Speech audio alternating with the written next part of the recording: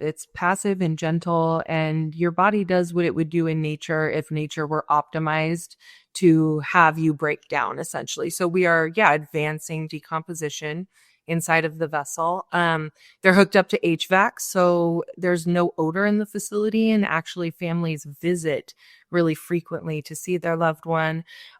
So it is similar to a burial in a way. It's just kind of a temporary burial because at the end of the process, instead of ashes with a cremation, the family is returned beautiful, life-giving compost that they can make memorial gardens or plant trees, and you really see that transfer of vitality take place. Welcome to the Digital Legacy Podcast, where we talk about death and dying in the digital age. If you ever asked, how do I protect myself and those I love if something unexpected happened to me? You're in the right place. I'm your host, Niki Weiss, and together we'll explore how to protect yourself in a world where both your physical and digital legacy leave a lasting impact.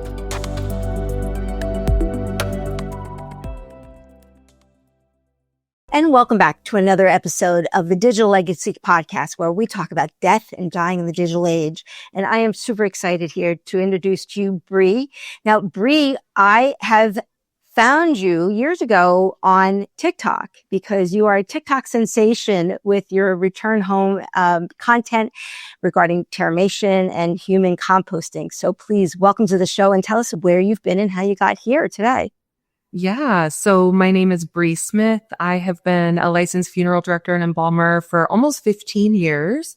And I am, started at Return Home. I was the first funeral director on staff here. And for my part, I built the systems by which we run now. So, how we meet with families, a lot of the verbiage and how we talk about it. And with social media comes a lot of marketing. So just helping get our name out there over the last several years. And right now I work as a funeral director and an office manager. So I'm just making sure the ship runs the way it's meant to. I mean, education has been really the platform using social media. And this is a really taboo topic. I mean, we're not just talking about dying, but we're talking about the step-by-step process in creating this Terramation. And Terramation, for those that don't know, it's not cremation, it's not aquamation, it's using the earth and the components of the earth for decomposition. So I'm going to let you kind of educate us more about Terramation and what was it about social media that you felt compelled to use that as your platform? Yeah, so great questions. Teramation is the gentle transformation of human remains into compost. In this case, we call it Teramation because our system is specific to the gentle part, where people are placed in a vessel with straw, alfalfa, and sawdust, and they're kind of cozied between two layers. And ultimately, the body breaks down over the course of 30 to 60 days in that vessel and becomes one with the organic material around them. We monitor the airflow and the temperature 24/7. We're ensuring that the moisture within is correct to make sure that every individual's terramation is moving along the way it should be, because everybody terramates a little differently. And I think the big draw to social media for us was that when I started our TikTok, we were at the end of COVID. And so my typical community outreach as a funeral professional might be to go to a nursing home and give out flowers or, do presentations in person. And we were still in a place where this would have been September 2021 is when I started the TikTok. We opened in June of 2021 to serve families. And so I had been working in the space since February of that year, getting everything ready for that June opening. And there was no other way for us to get out into the world except digitally. And so we just did that. And I started curating and producing videos alongside of the day-to-day duties. And they took off, I think, because of the content, because of where we are, what we're doing, this, new thing. And during COVID, I think people were confronting their mortality more than they have probably their entire life, unless they went through, another situation that for a millennial like me maybe would have been 9/11 or something to that effect. But this was a time and space that was unique amongst many, many generations where all of us combined at once thought about our mortality. And I think that's partly why they did so well, was because everybody was in that headspace at the time.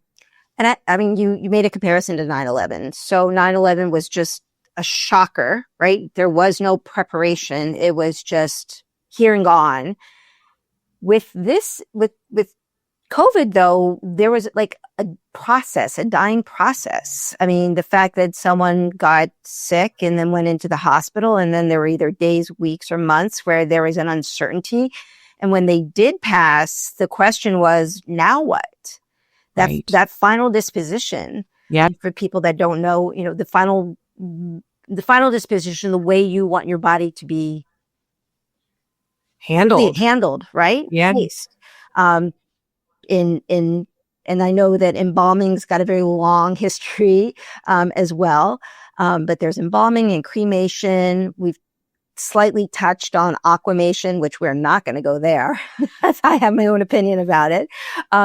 So Brie, can you educate us in the difference between a green burial and then terramation? Yeah, absolutely. So a green burial is going to be what I consider to be nature's first ever interment, right? This is a person's body shrouded and placed inside of a grave space with no outer burial container or liner, no casket, and often adorned with flowers and other foliage to decorate and make the person's space beautiful. And then it is a burial where ground is placed then on top of the person. These are typically unmaintained as well. So green burial is going to come alongside of a more wild environment than you might find at like a cemetery where people are buried in outer burial containers that hold up the earth when heavy things drive over them.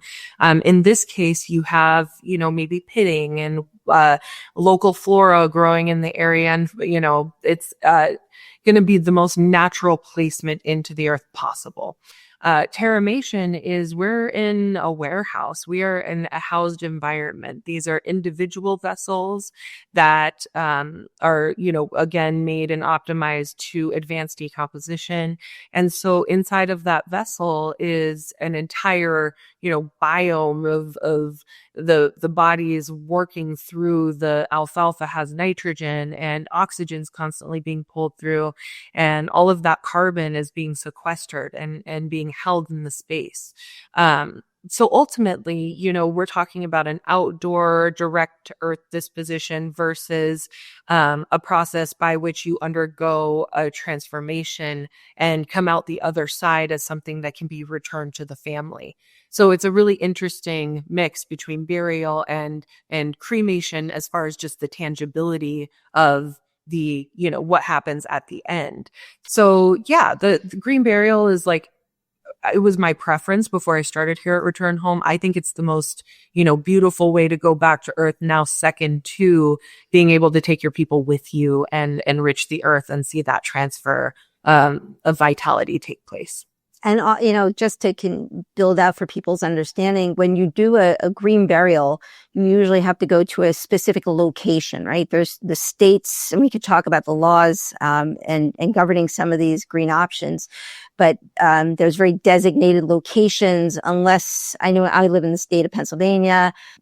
If I lived on a homestead with X amount of acres, I could potentially bury my loved ones here, but then I'm very regulated by it versus Terramation, which is where that I actually am receiving back several pounds of basically human I mean, what do you call the remains? The actual remains?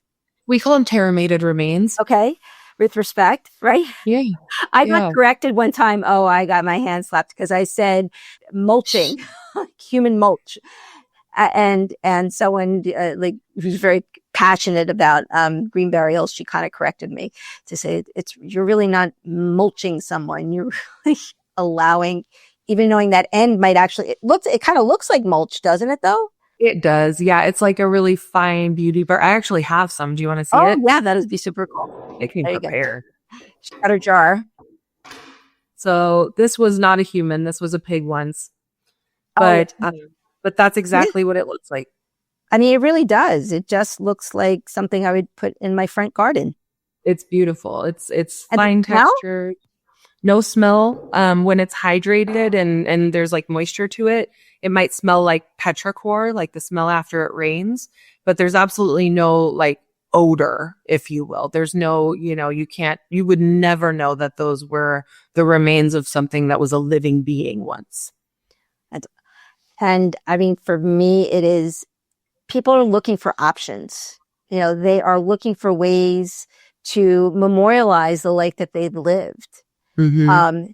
Cremation certainly is the most well known. And people do like that, a portability, right? That, I'm giving you my loved one and you're giving me a urn or something. And I guess the difference is ashes versus this, can I use the word compost? I mean, yeah, that's what. all right, I just want to make sure. Compost, yeah. This compost, and that I can continue. So how many pounds per person? Like, Yeah. how do you make that determination? Yeah, it's a great question. So we put people into the vessel at about a 3-to-1 ratio of the straw, alfalfa, and sawdust to their body weight. I would say the average person who leaves here generates about 250 pounds of soil.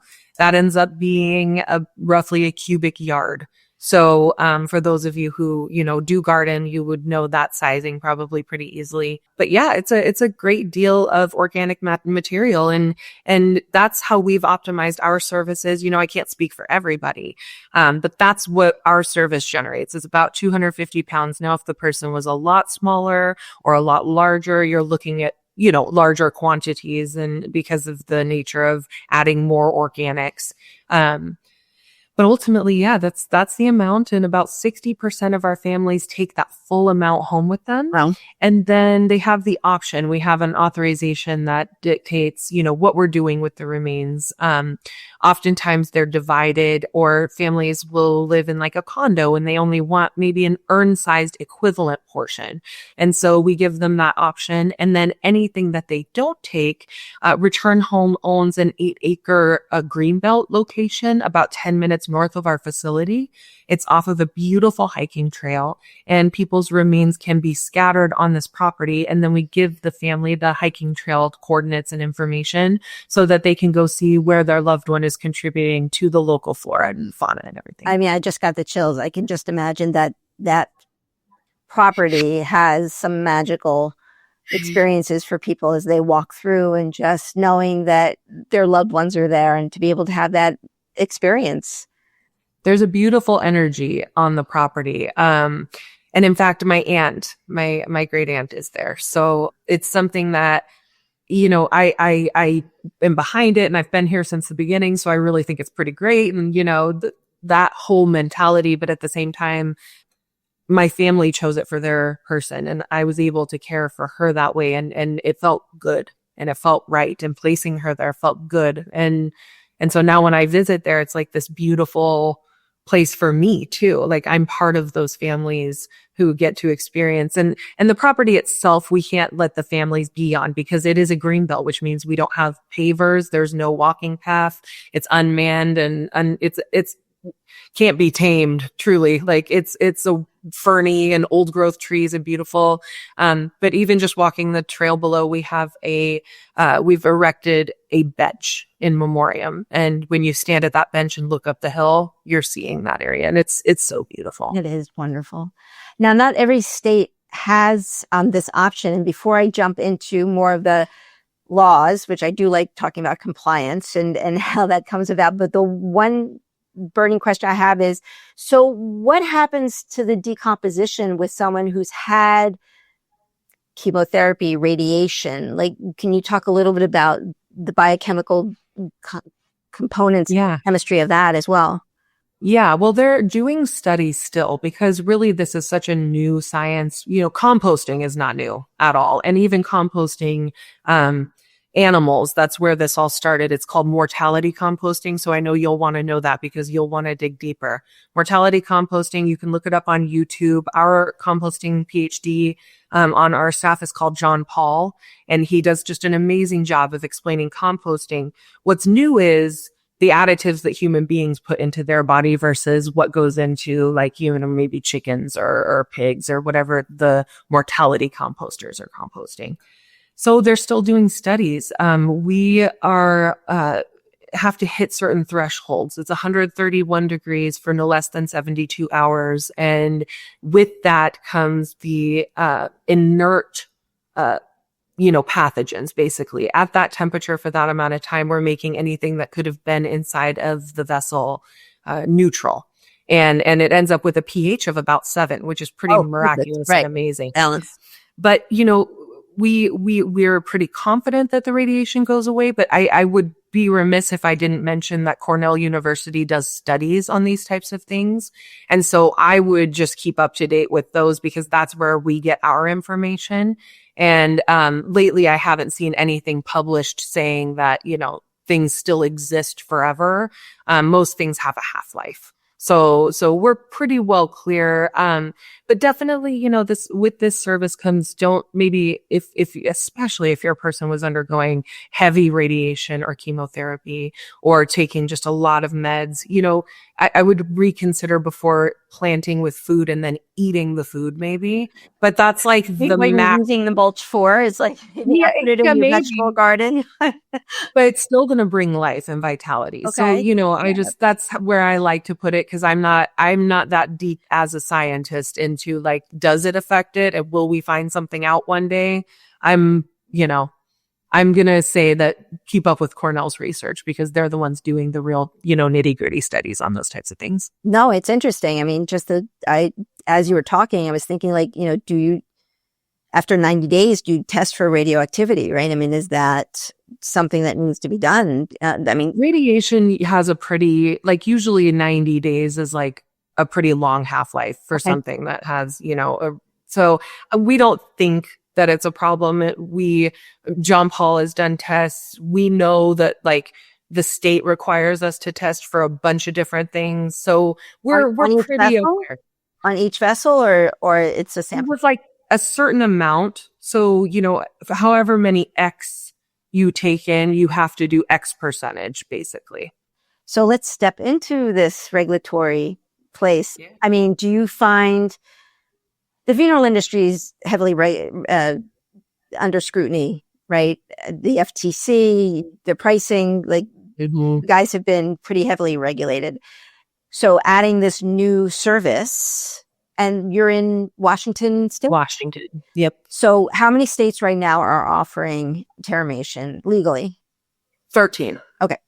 And then of the 13 states, and I'm not going to ask you to name them, but of the 13 states, how many more are coming online, like put their application in for?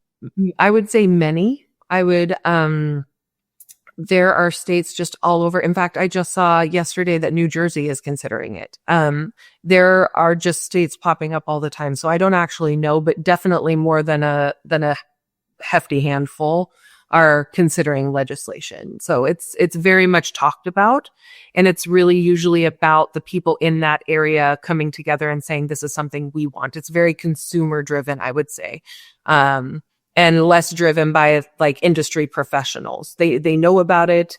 Most of them at least are aware that it exists, but I would say it's very consumer driven as far as like which states are starting to talk about it are states that those people want that option.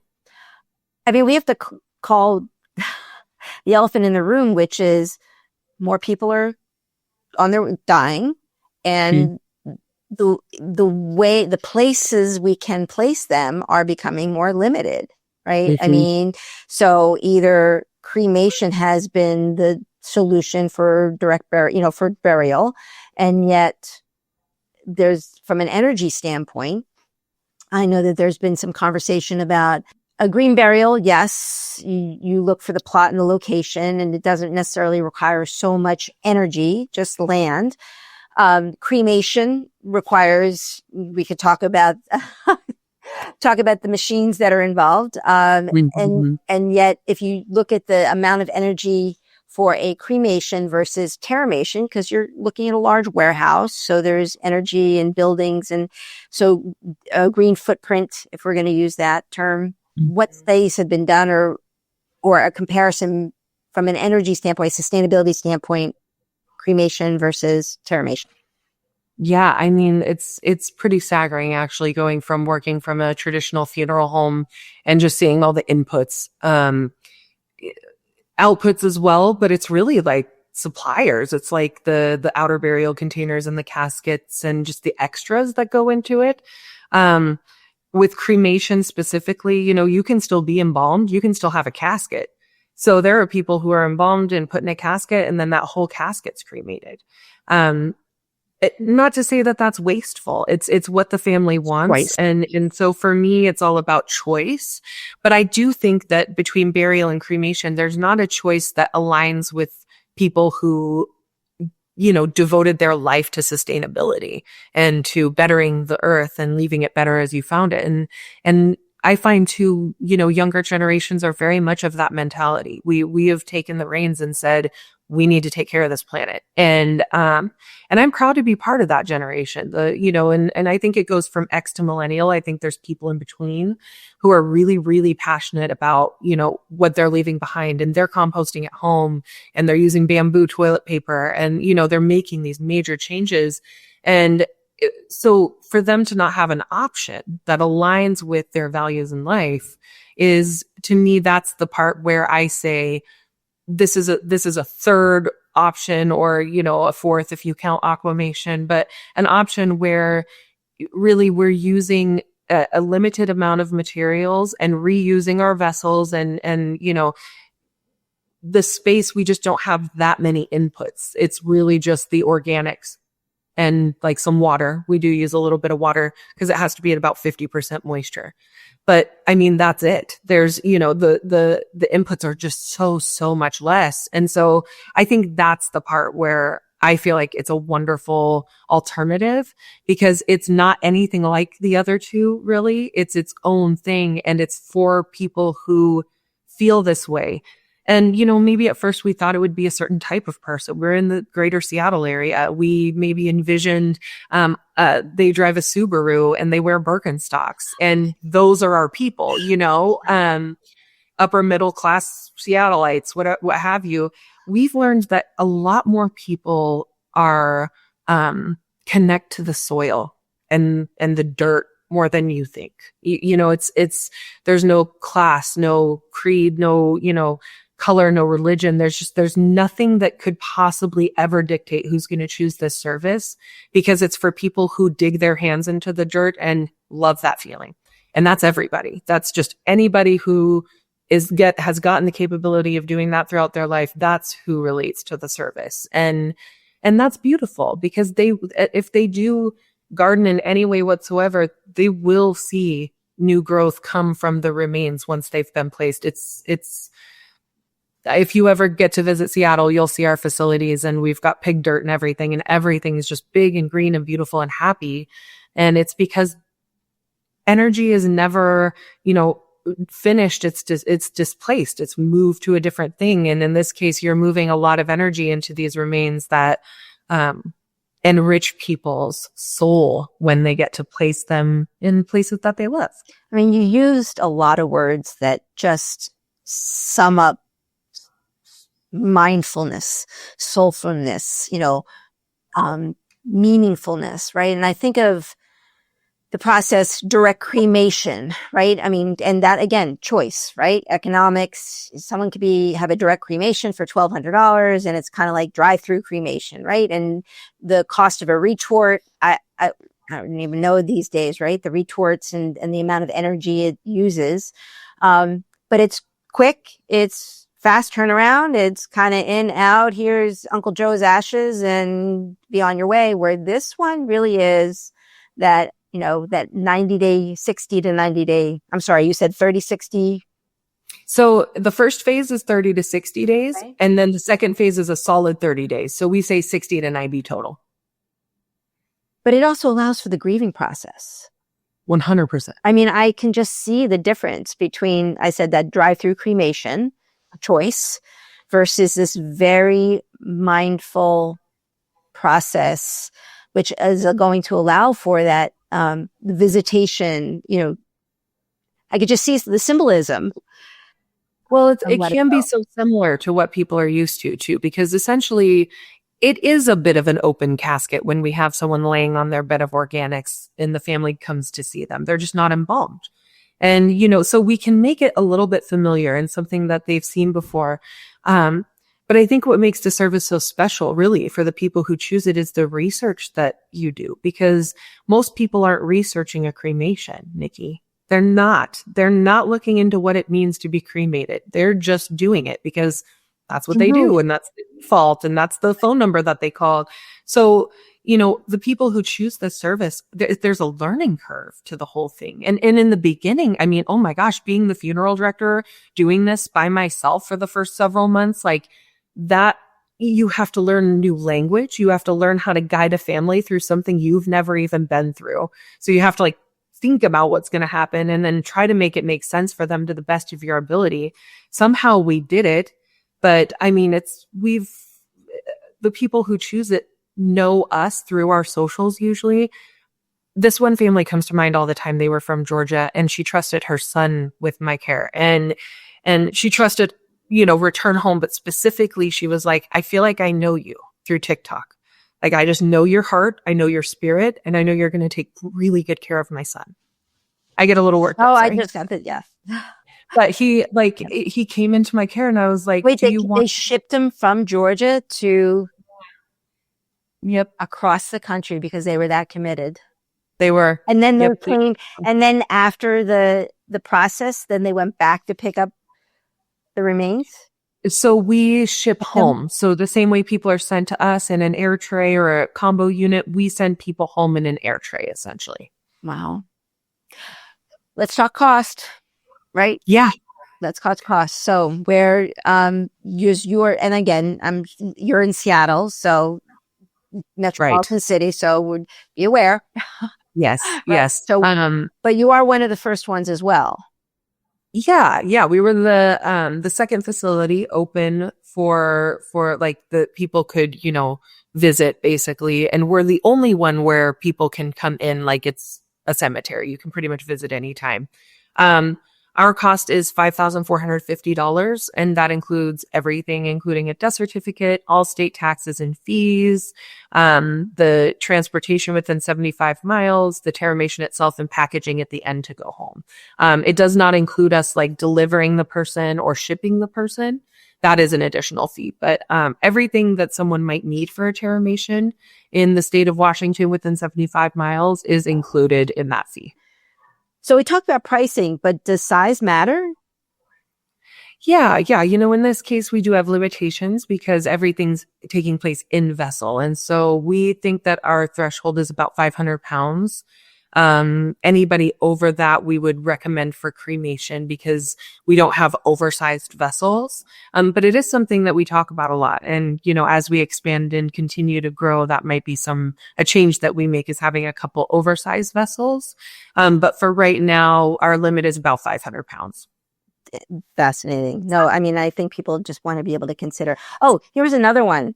So what happens to, my husband had a knee replacement, pacemakers, yes, artificial limbs. Do you have to sift through all that once? And is that part of the processing at the end? Yeah. So at first we thought we needed to take pacemakers out because that's the industry standard for cremation, is pacemakers are removed before the cremation takes place. We've since learned we don't have to do that. So we actually just leave all medical devices in unless it's there's IVs and things like that. We'll take those types of items out, but I'm talking about implants. We just leave them in because the Teramation takes place around them. And by the end of the process, that 30 to 60 days in vessel, we go to a screening, which is very similar to after cremation, where we actually go through the contents of the vessel. Like a sifter. And a sifter. Yeah. Yep, you got it. Right. Literally, exactly. Except for it's manned. You've got a guy who's, making sure nothing inorganic in the body goes through.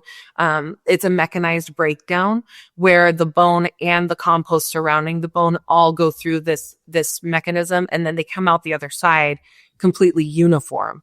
And that's another state standard for both cremation and natural organic reduction, is there can be no identifiable bone, and it has to be completely uniform with the remains around it. So we've worked out, our system is completely, put together by the team up in Abbotsford, BC, and they put together a beautiful system that makes it so that uniform remains that you saw earlier is what families will receive at the end. Oh, you said BC, so you mean British Columbia can't? Yes, yep, Okay. British Columbia. Us from the East Coast, we're not.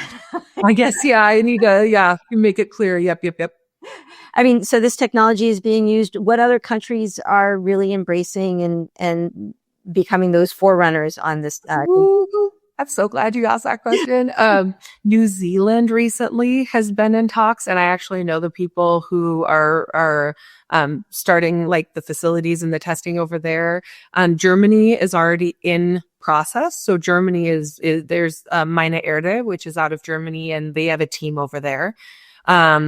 We know that the UK is starting to push. There's a group out of Wales that have come together that are pushing for it to be legalized there. So there's a lot of movement. I think for right now, those are the ones that really stick out as this is happening. Either they already have a facility like in Germany, or they're really, really actively pushing for legislation. But yeah, I mean, that's of all the things of this whole experience, how far we've reached has been the most short period of time. Oh my gosh. It's like so overwhelming. And we get inquiries daily, like multiple inquiries a day being like, I love what you do. How can I get involved? And so, we're limited staff. We're like a family owned funeral home. So like, we don't have jobs readily available, but we just tell them like, if you want to get involved, get it passed to legislation where you live. And a lot of people have gotten behind that and done it. And it's just been amazing. So that is awesome. No, first step, right, is you need to be a funeral director. So I think that's step number one in order to even step into this industry and understand. Do you find that that Terramation is, from a regulatory standpoint, compared to cremation, similar guidelines, or they're going to be more heavily regulated? Yeah, it depends on the state. Every state is so different as far as their laws and rules behind funeral service, cemeteries, things like that.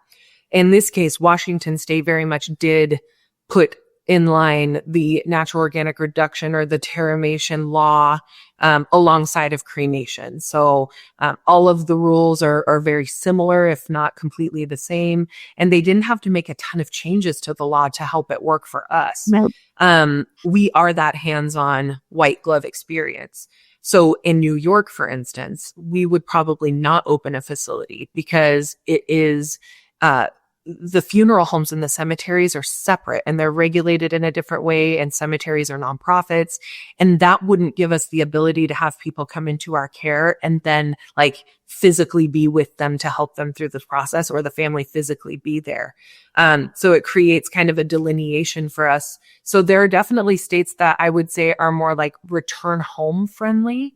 And then we're going to kind of see as time goes on, which states require which things from us. But a lot of them are taking the rules from Washington and using a similar template. That's awesome. Well, listen, can you give us some, if people are interested in this, but they don't live in your state, we know that it can be shipped and in your care. So that is certainly an option I want to be able to, for people to be aware of. But if there is a consumer, a listener out there that is interested in learning more about this, what are some questions they can ask to legitimize the company, like, and what could potentially be a red flag? And the reason I'm saying is because some funeral services have been in the news for it's good to vet your funeral home. Yeah. So what are some good questions to ask, and what are like red flags people should be aware of? Yeah, I mean, I'll start with red flags. I think the biggest red flag is if they won't let you see the space. Like if there's no, absolutely hard line of you walk in and you say, can I just kind of like observe or see how this works and they give you like a hard no. A lot of places will do tours, which I think is a really good choice. I think it's good to get people in because if you don't clear up what's in the person's head, they can think of the worst possible thing and apply it, and they won't know different because you didn't show them differently. Right. So I think, that, or just like a big push, like pushing huge discounts and things, like we're all startups. Discounts, if that's happening, I'm not sure about why. And yeah, 2 for 1. yeah, I don't know. That to me is a little sus. But then, questions to ask. I would say, in general, like I want to know what this looks like. And I want you to kind of break it down for me step by step, like what's going to happen in my loved one's body. And that's if you care, you know what I mean? So, I think a lot like that because I'm a funeral professional. So I'm thinking about, how people's bodies are treated after death, even though they're not there anymore. How is that body being handled and treated? I would suss out whether or not they have an answering service. Return Home is really proud of the fact that we don't have an answering service and our calls go to staff that work here because it means that we're giving people accurate information and we're available 24/7. And there's the aspect of visitation and like, can I see my loved one before the Terramation takes place? Can I see them during and come visit their vessel? Most of these are coming from my point of view. So I don't know the best questions for the layman to ask, but I would definitely watch for things like a lack of transparency. These are great questions. Well, listen, this has been an incredibly informative and for some people, probably eye-opening conversation. Is there a national website where people can, find out if their state offers this service? Yeah. So actually on Return Home, it's returnhome.com/I'd rather be compost. We have a constant, like a map, and it's updated constantly with who's passed legislation. But there's a couple places out there, Funeral Consumer Alliance. We talked about earlier Green Burial, they don't really share as much, but sometimes they'll talk about, what's happening in legislation. But I would say, mostly your funeral directors association in the state that you live will have a good amount of information. And so if this is something that you really want to push, you can go to returnhome/I'd rather be compost, and you can download a legislation letter and send it to your local representative. And if you just want a Q&A and figure stuff out, you can call, us here at Return Home. You can call your local funeral directors association. You can call your local funeral and cemetery board, if applicable, but usually there's someone who's over watching licensing and things like that. You can reach out to Department of Licensing. So there's really a lot of non-bias places that you can reach out to get more information. And I'm just straight up biased, and I'm going to say go to Return Home socials, because on Instagram, on TikTok, as Niki very kindly validated, we put a lot of information out there and try to help inform people to know that there's other options. Brie, this was just an awesome conversation and so enlightening and informative. Listen, I'm looking forward to continuing to follow you on your social media channels. With that, I want to thank you again for your time, and we'll talk to you soon. Take care. Thank you. It was so nice to join you. Thank you for listening to the Digital Legacy Podcast, where we talk about death and dying in the digital age. I hope this conversation inspired you to take control and plan for the inevitable to protect yourself and those you leave behind. Don't forget to subscribe to our newsletter at digitallegacypodcast.com. Remember, life is full of surprises. What happens after you die shouldn't be. So keep your passwords safe and your playbook up to date.